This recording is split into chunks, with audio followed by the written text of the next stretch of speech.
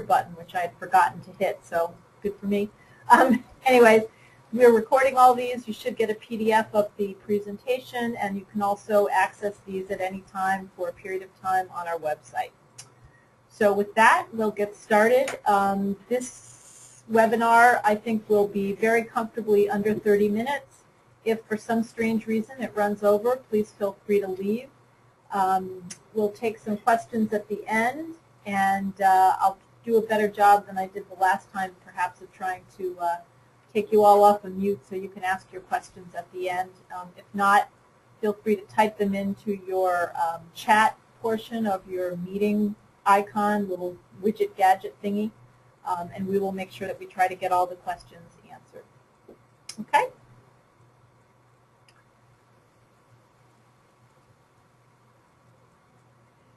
So the plan for the morning is to sort of present to you what the highlights of the changes are, walk through them in my version of GP 2013 so that you can sort of see how they work and take any questions and answers. I believe in the last session that our president presented, Sandy Glick. She used the web client, and as you know, the web client is being rolled out throughout the application sort of in a staged way, and it's not yet available in purchasing, so I get to just use the regular old-fashioned client.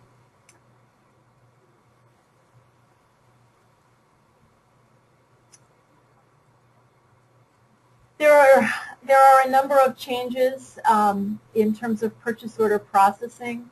I think that from my perspective and experience, a lot of these will be extremely helpful to organizations that use GP purchase order processing because they do things that, again, probably not rocket science, but can make the system a lot easier for you to handle. One of the very typical challenges is to make sure that the purchasing folks and the accounting folks are in sync. And so in this environment, it's fairly common for vendors to require some kind of a prepayment or sort of a down payment on a purchase. Those can now be recorded on the purchase order, and the beauty of that is that as you go through the process, those things get applied automatically once the invoice is posted. And so your payables are only the net amount that you owe the vendor, and you no longer have to worry as much about keeping track of any prepayments that you may have already processed when the time comes to settle up with the vendor. The next thing we're going to show you is that it's possible to prevent the close of the purchase order at the line level prior to the invoice match. And again, this is a very useful thing. It's pretty common for the folks who are working in purchasing and receiving to be physically located in a different office or even a different area than the folks in accounting. And so sometimes, you know, people are like, well, why are these little purchase order lines hanging out there? Let's close them down. Let's keep things organized, which is a great thing. But if things have been received and not yet invoiced, you really don't want to be able to close the line, and it's easy to be processing a lot of purchase order lines and sort of get dorked up, so this helps you. The next thing we'll be showing you is the fact that you can now set some quantity tolerances at the purchase order line level. And what a quantity tolerance is it says that if you ordered 100 and you have your tolerances set to a certain level and you only receive 98 of an item, then the purchase order line can be automatically closed.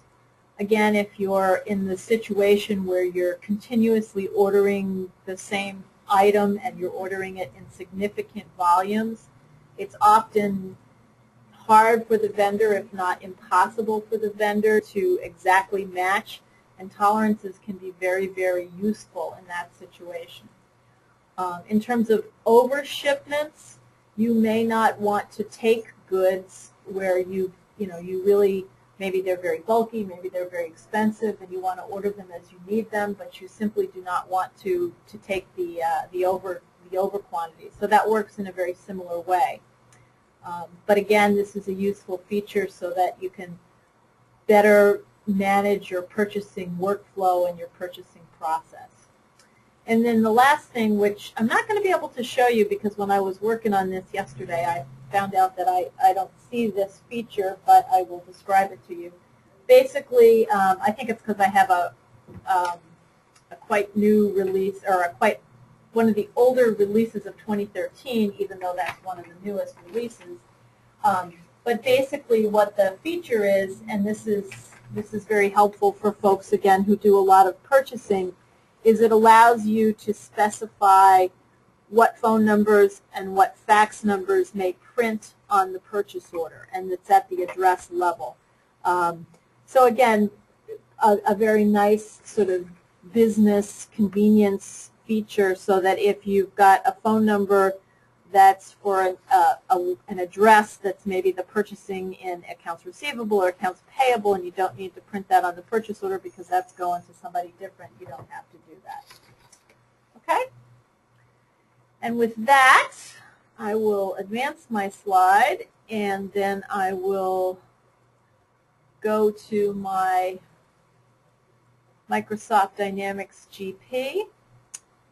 And the first thing that we want to sort of talk about, because I think this is one of the features that's probably going to be the most widely useful to folks, is the prepayment. So if we go into purchasing, the first thing you need to be able to do is to have somebody, or you need to allow this feature to happen. Okay? And you can see right here in the purchase order processing setup, prepayment setup. First of all, you can allow or disallow purchase order prepayments. You can set it up so that you can create manual prepayments, and you need to obviously identify where the money is going to be posted. Now, in the suggestion that we would make, and I think it's a good one, is to make that prepayment account be your accounts payable account, and we'll see that. Basically, what the prepayment is going to look like on the vendor record is like a credit that hasn't yet been applied until such time as the goods are received and the invoice is received, and then it's applied, and they'll have a net, a net balance in the aging that you need to pay off. Okay? So if we start, oops, and you guys can see that I've changed the customization of my page so that it looks different. If you remember from the last time, or not the last time I presented, which was about customizing the home page, let's take advantage of this and get all this other stuff out to the side. So to begin with, we'll start and we'll just create a purchase order. Okay? And I've cleverly tried to make sure that I pick vendors that are in the right currency, and I pick items that work. So always a good idea when you're doing demonstrations. There's nothing like a live demo to show you all the things, all the little things that can trip folks up that you may not have thought through. It happens every time. So we're going to order this headset. Whoops. Go. And let's order 10 of those. And just to make it interesting, I always do this, like I warn you now, I'm going to screw this up every single time. I seem to have a mental block against remembering to put the site on the first line or up in the header so that it passes through to everything else.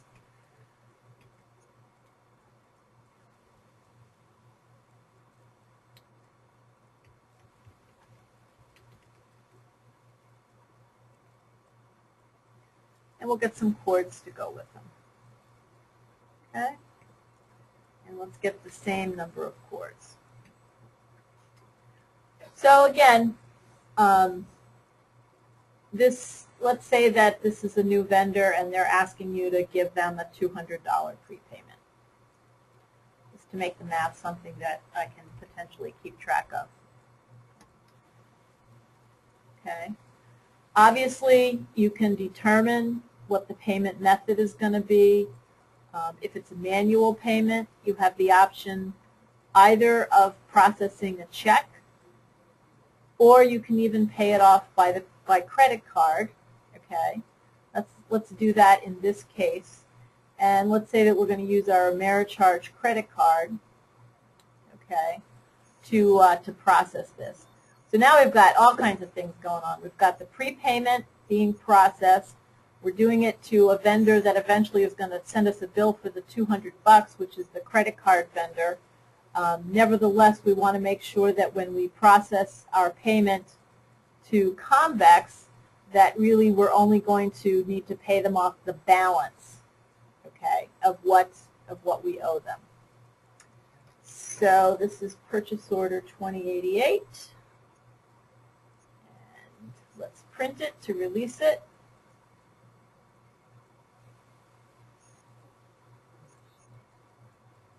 You can even take a look at it.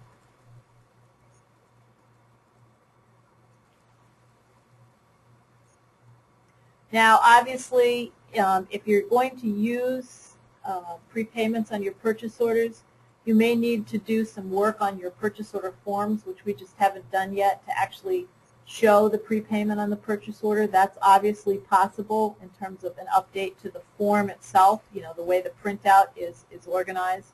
So if that's something that you want to do, or it may be that the purchase order is going to somebody who's just going to ship the goods to you, and they don't need to understand, or they don't need to know about the prepayment, you know, entirely your call, and obviously that can change from vendor to vendor if you need it to. Okay? Next step in the process, generally, is that we're going to receive it. Now, you will notice that because I processed this, it kind of works the same way in the purchasing order prepayments as it does in sales order prepayments. That automatically goes and creates the posting on that. It's a transaction-based posting rather than a batch-based posting. So that's why I got that going on. And you can see here that we've got a payment, and we've got the cash impact of it. Okay. So all the typical printouts that you would get when you're done with that. We don't need to see the check posting. If we want to go take a look at this vendor, that's not what I wanted to do. Sorry about that. Go down. Here we go.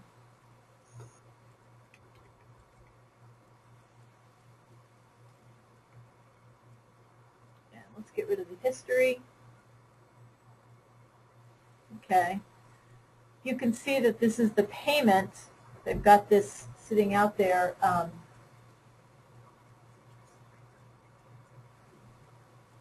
Oh, okay. Thank you. Somebody just called to say that the slides aren't advancing through, and I know why that is. That's me being a dope. Let me change the view of it, and I do apologize. I'll go back and show you some of the screens that I've been looking at, because I've been chattering away and you haven't been seeing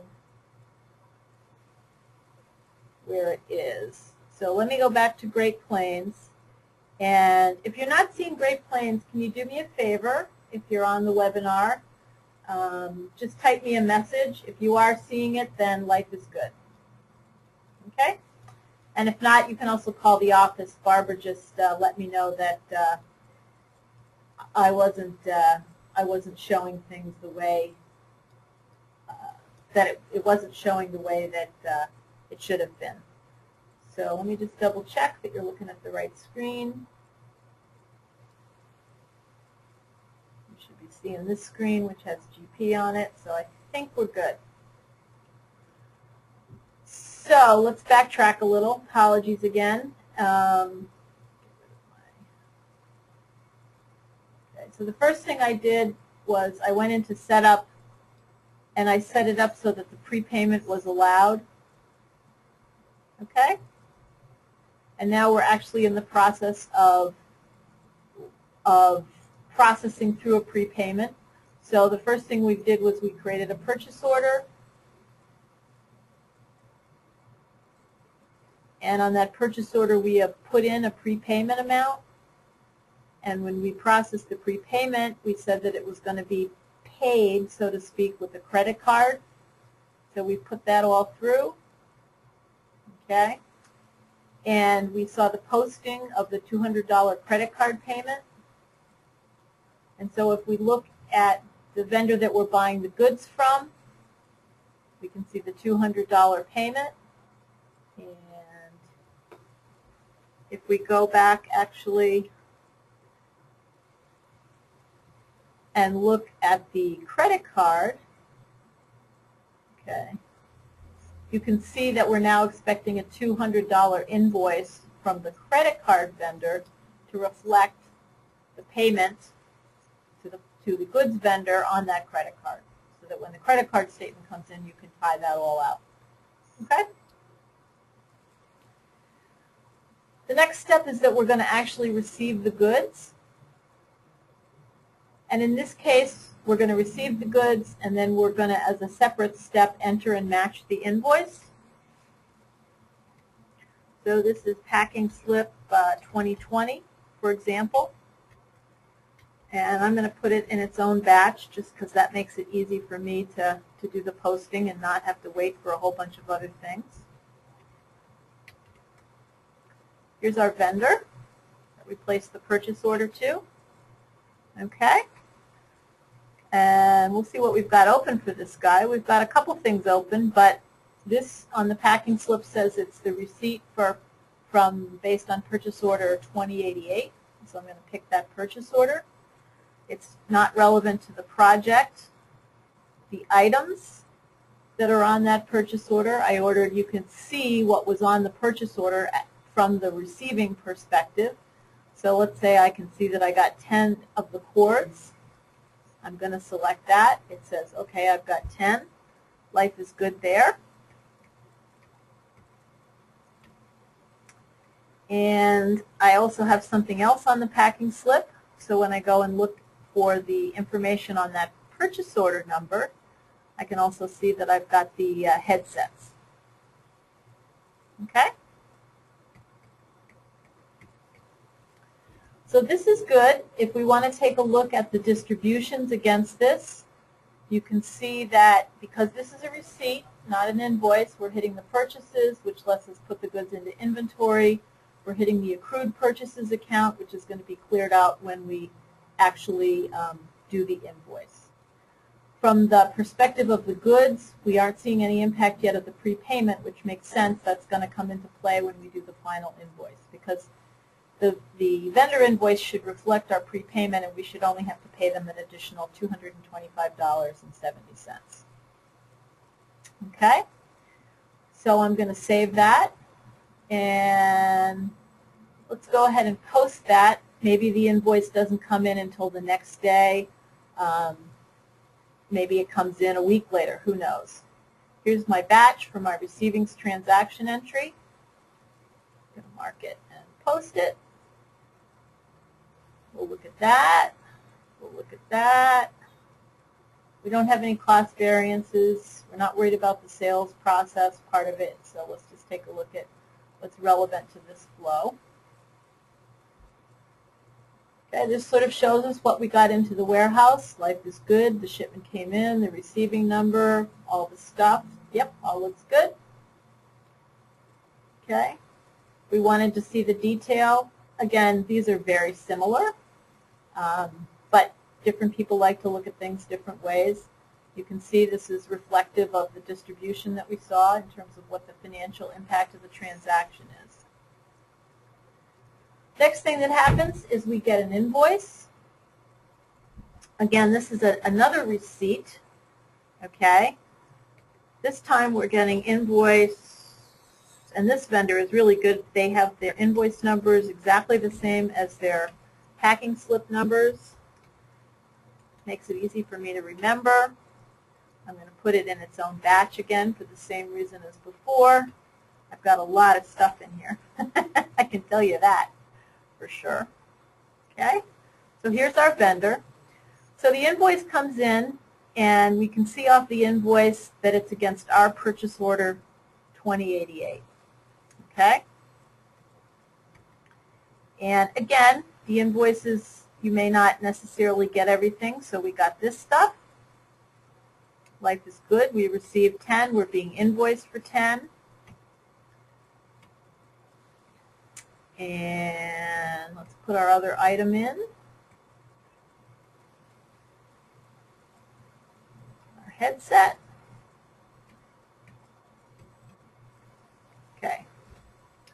Notice that because I picked the purchase order that had a prepayment, my prepayment is sort of showing.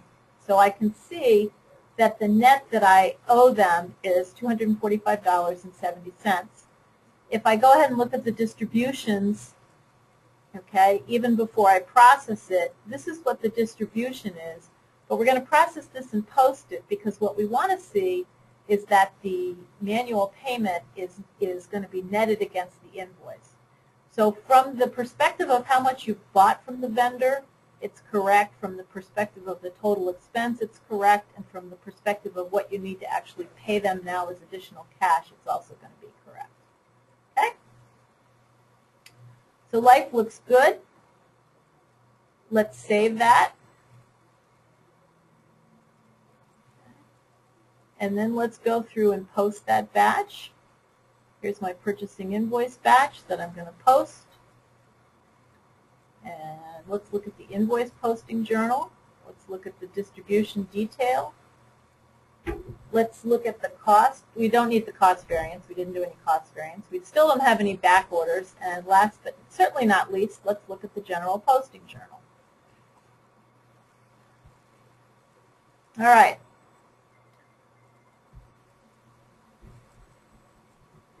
So from the perspective of the purchase order processing and the purchasing, okay, we bought $445 worth of stuff. We received $445 worth of stuff. That's a good thing.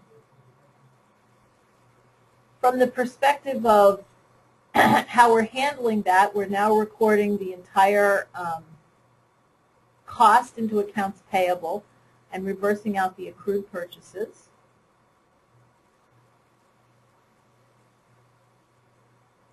Okay, this is all good.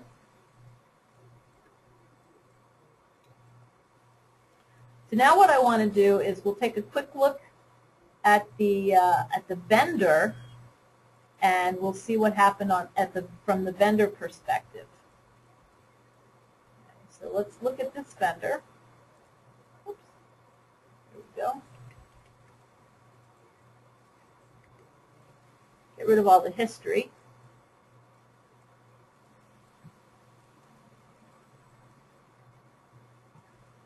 So you can see that on this invoice, okay, I've got the original amount, and I've actually, the $200 that I paid with the credit card has been applied.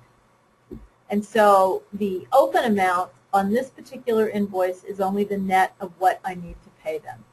And I can now proceed to pull this invoice into a check batch or cut a check for it, however I'm going to process the payment. But the important thing really is, and we'll look at it one more way just to kind of hammer the point home.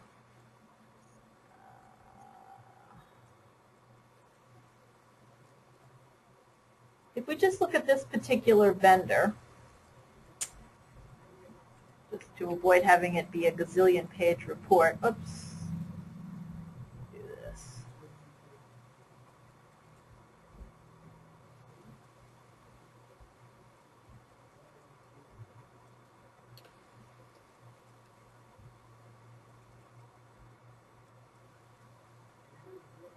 You can sort of see the details of what happened. You can see that here's the invoice, here's the prepayment process at the time we issued the purchase order, and it's all been netted together, plus some other testing that I was doing beforehand. So hopefully if you're folks who need to do prepayments to your vendors, you will find this helpful to you, and it's a good thing because it's becoming pretty common.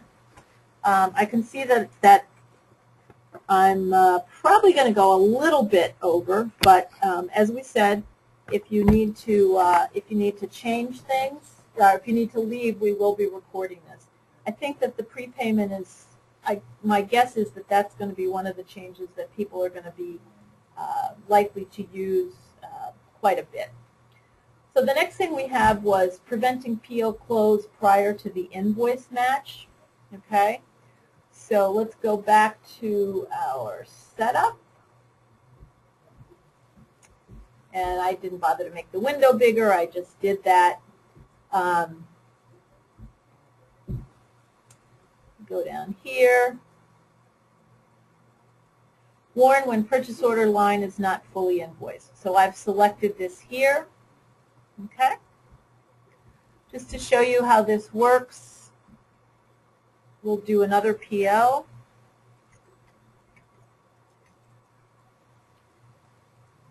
And I think we'll do this for,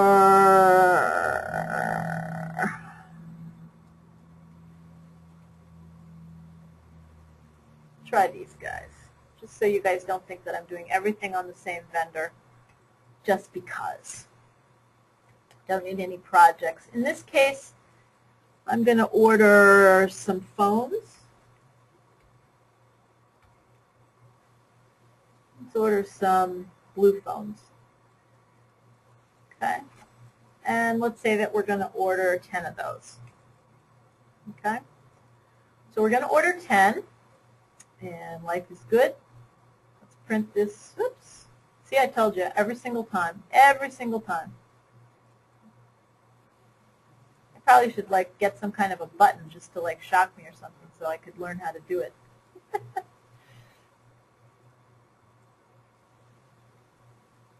Print our purchase order. Here it is, 10 phones. Okay, and that's purchase order 2089.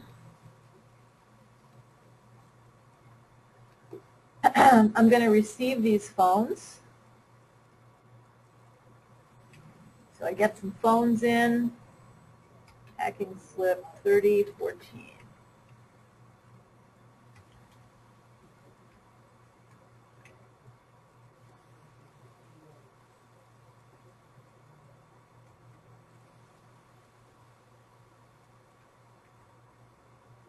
Okay.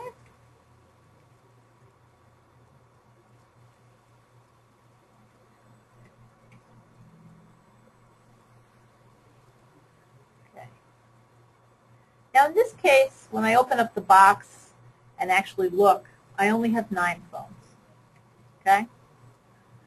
I don't have 10 phones, but that's okay. Maybe they're going to send me the other one later. As long as I record properly what I've received, life should be okay.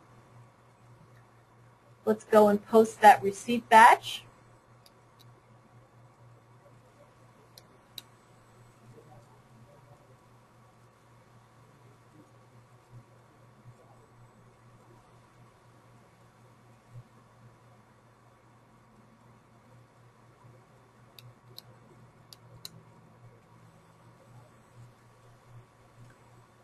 So you can see here's my 9 phones.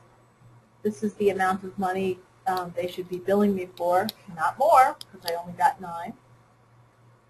And obviously this is going to reflect the posting to the accrued purchases and the fact that I've received the goods.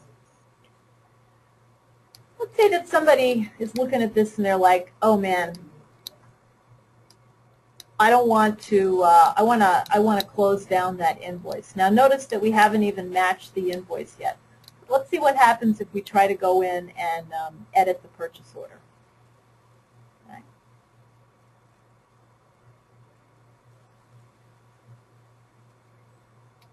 Okay.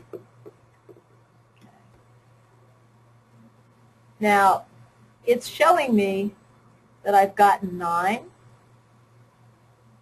Okay. If I wanted to try to cancel all of the lines, cancel all the quantities, the canceled quantity must be less than the remaining quantity. Please enter a new quantity. So the only thing I'm going to be able to cancel is 1, okay, because that's the only thing left open for me to cancel. Okay. Oops. Where am I? Okay. If I process this now and I go back and look at this purchase order,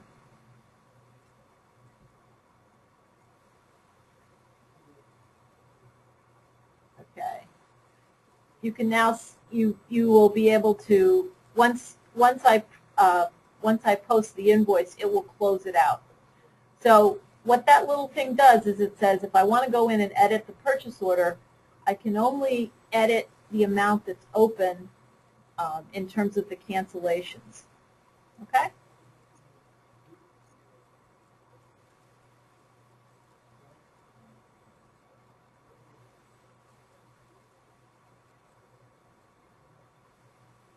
Okay? And here's the impact of what I did. So again, that same message will come up whether you try to cancel it if you had even gotten the invoice for all 9 quantities. What it does is it says you're only allowed to monkey around with the open quantities. Okay? The last thing I want to show you is I want to show you the tolerance, and we'll do this on a shortage, although the same concept applies on an overage. And in order to do this, we're going to have to go into our inventory item, and the place that you impact the tolerances is you go to the item purchasing options. That's where you can set it, and we will pick this item.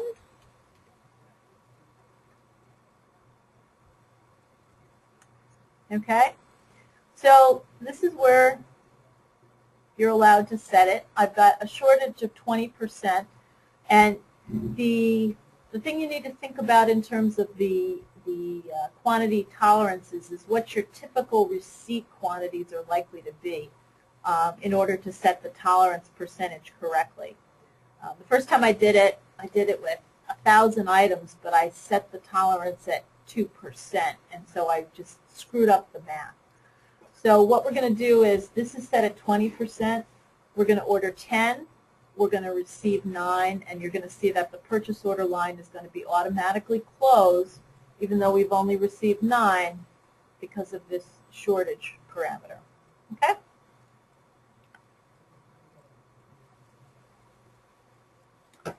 So again, let's go into purchasing. Let's enter a purchase order. Sorry, but this is back to my favorite vendor. Sometimes it's good to stay with what works. In this case, I'm going to place my order for my hardware. But you do need to spell properly, another challenge that I have. So this is a full bore call center. Pretty cool, huh? And these puppies, as you can see, are expensive. I'm going to order 10 of these. So I'm going to have a lot of money that's due. This is purchase order 2090. Okay. Let me print my purchase order. Oops. So you know I'm consistent if nothing else.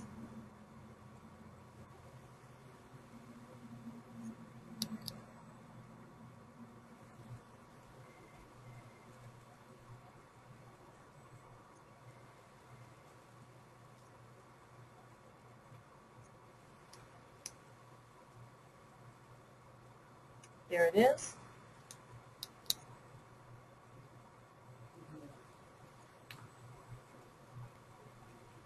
Next step that happens is let's receive these goods. And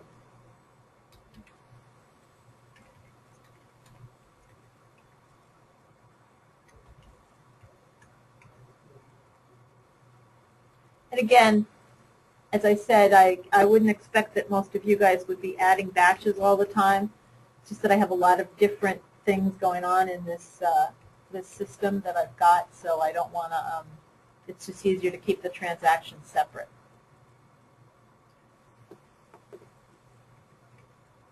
look at the item. Here we go. And in this case, we're only going to receive 9. Okay? I actually even have serialized items.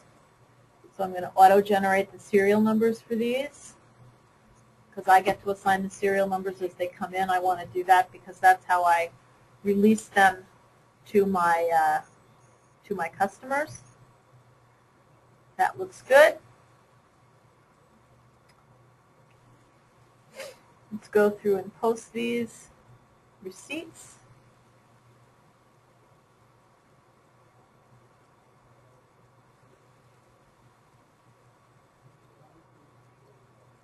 But you guys are pretty tired of seeing all the same printouts. The thing with printouts is it's a good thing and a bad thing. It's a good thing because you always get them. It's a bad thing because you can stop looking at them, and that can be its own thing. But look, 9 nice little serial numbers, 9 that are received. Okay. And now, if I go back in and look at my purchase order,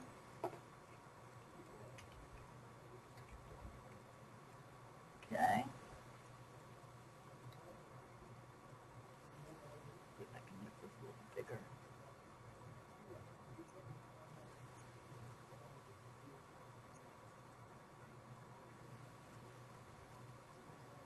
See? So now it's showing that the purchase order status is received, which is correct. When I do the invoice and match up the invoice for this purchase order,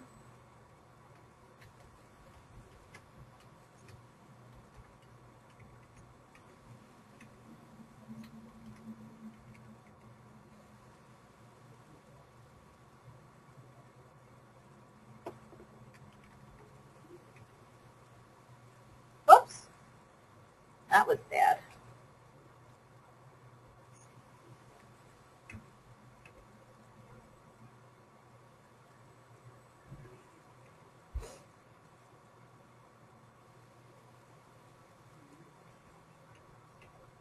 Here's my item. Notice that it's assuming that I'm only going to be invoiced for 9 because that's what I received. So that's a good thing. I'm happy with that. Okay. I'm going to save this, post it, and then we're going to go back and confirm that the purchase order line and the purchase order status is now closed. Okay.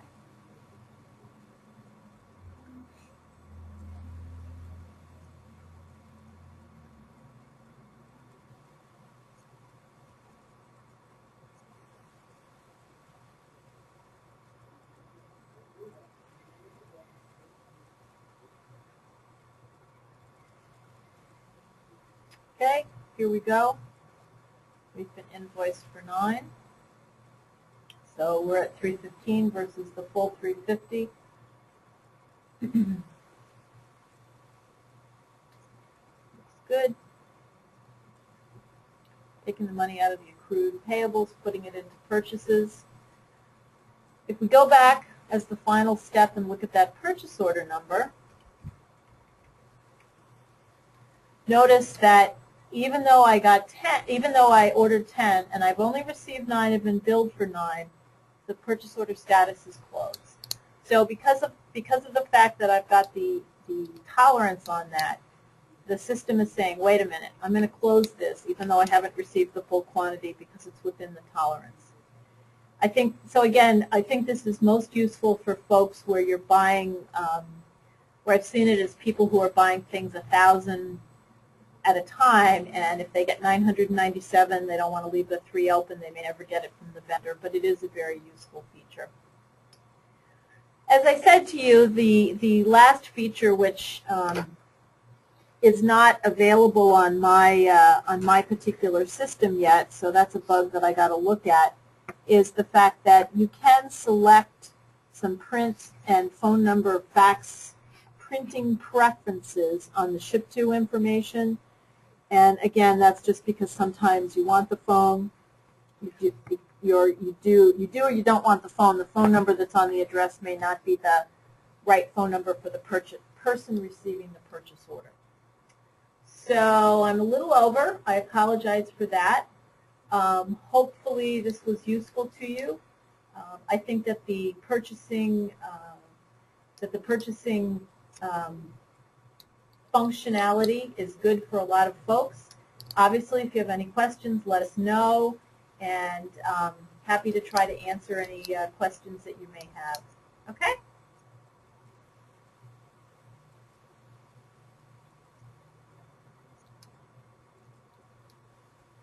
I'm going to stop the recording.